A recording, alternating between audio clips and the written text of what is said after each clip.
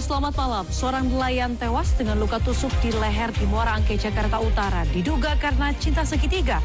Aksi terduga pelaku melarikan diri terekam CCTV. Saya Diana Valencia. Inilah redaksi malam selengkapnya.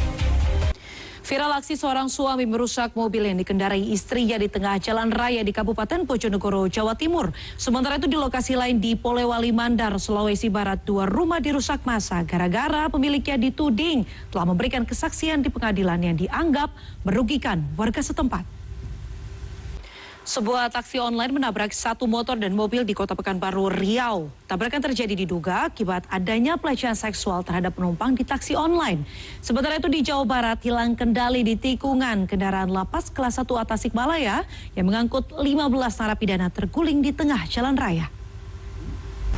Informasi selanjutnya, seorang nelayan ditemukan tewas dengan luka tusuk di leher tergeletak di pinggir jalan di kawasan Muara Angke, Penjaringan, Jakarta Utara.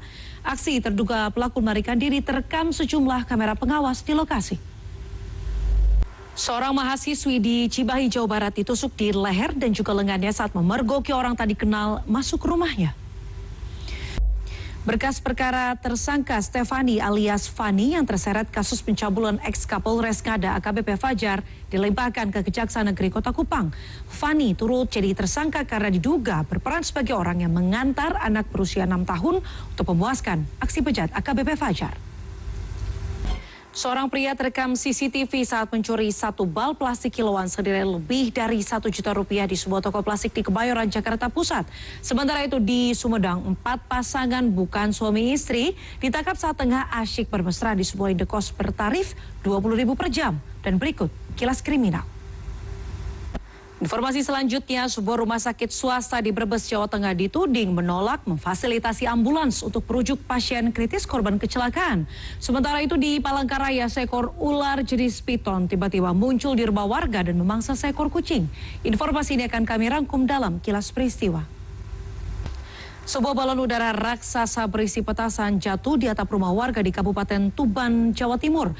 Sebelumnya ada 2 balon udara dengan petasan juga jatuh di 2 lokasi berbeda di wilayah hukum Polres Blitar, Kota Jawa Timur. Nenek dan cucunya ditemukan tewas dalam kondisi berpelukan usai terjebak di kebakaran rumah di Kota Makassar.